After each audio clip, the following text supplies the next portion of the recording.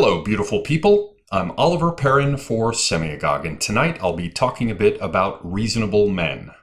I've chosen this topic because I've had people ask me why I seem so angry when I do some of my solo clips. I've never really felt angry when I speak. At times I think it would be fair to say my words and tone are harsh or insulting, sarcastic, arrogant even. Things like that, but never really angry. Nonetheless, let's assume that my delivery in my videos could be called angry. What then?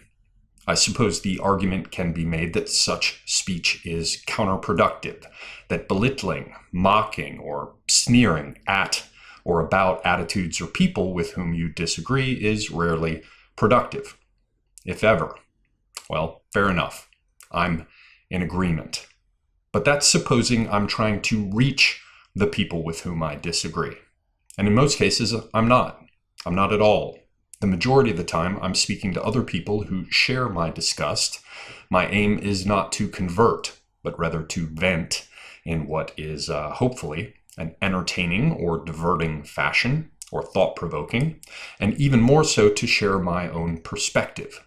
The viewer is welcome to take it or leave it, and some few will, hopefully, feel encouraged by hearing that they're not alone in their general sense of disgust with human frailty, power lust, greed, and the utopian bitches who use these things to advance their irreligious religion. So much for the people who take issue with my tone. But this brings to mind a further consideration. I've had itching at the back of my mind for some time a half-formed observation. And in thinking all of this through, I've at last dragged the whole thing out from the back of the attic. Put simply, I've realized that people seem to think that being reasonable is the best indicator of using reason. But I think it's often the case that nothing could be further from the truth, and I'm here this evening to tell you why. Because of shared etymological roots, we tend to think that being reasonable and using reason are joined at the hip, and etymologically they are, no doubt.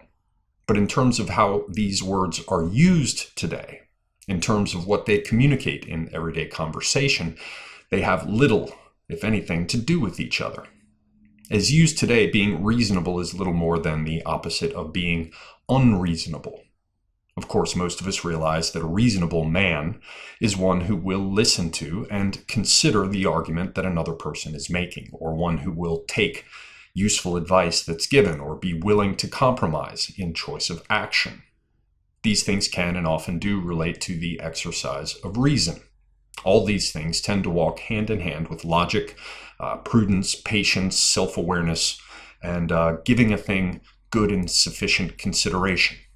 If one has these characteristics, then one is a person with whom another can reason. So far, so good. But let's come back to being reasonable as the opposite of being unreasonable. This is where the trouble arises. Because being reasonable is tied to reasoning, being unreasonable is likewise tied to being unreasoning. And from unreasoning, you can easily step across to stupid or insane. The mad, the stupid, or those locked out of rational thought by their rage, for example, can all be said to be unreasoning. This is the territory of extremes. They do love that word, extreme, the leftists. They recite it ritually like a mantra. But anyway, this is the territory of extremes. This is the territory that by definition is out of balance. My God, this person is so extreme. He might be losing his mind. He might be dangerous. Hence, who on God's good green earth would wish to be seen as unreasoning? And so we all try to be reasonable, which in this context amounts to being patient, being accommodating, tolerant, and accepting, anything to avoid becoming a social pariah. And herein lies the trap. Here is where the magic happens. Or I should say, here is where the black magic, here's where the sorcery is applied. All the ligatures are present. As I often mention, the Fenris wolf could be chained only by things that do not exist. The beard of a woman, the sound of a cat's footfall, the roots of a mountain, the nerves of a bear. This is precisely what's going on. In this case, people are being bound by ligatures they're unaware of that in fact are tissues of fantasy. They do not exist. A web of subconscious associations is exploited by the rearrangers of letters to create emotional and social associations that constrain our behavior. It's simple, really. To be reasonable is good, because being unreasonable partakes of being unreasoning, which is a sign of being stupid, mad, or not in control of one's self. If we don't wish to be seen as any or all of these things, we must make a public show of being reasonable.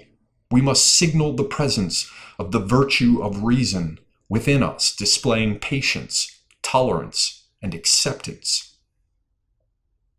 But this whole arrangement trips and stumbles teeth first into the curb if we take a moment to really consider reason, which has never been anything less than a razor-sharp, remorseless, crystalline bitch.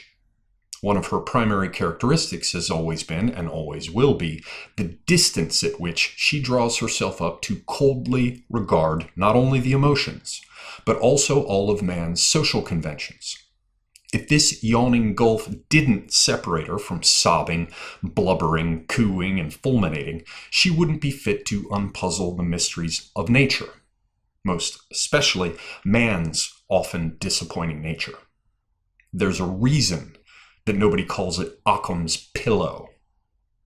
If what I'm driving at here still isn't clear, I'll try to get my point across. If I were, for example, to think long and hard about the actual effects of mass Muslim migration or African migration into the West, if I were, after careful consideration and reflection, to come to the conclusion that this immigration is a very bad thing for my country and the others that comprise the Western lands, I'd be a fool to show tolerance, patience, and acceptance to anyone arguing that it should continue.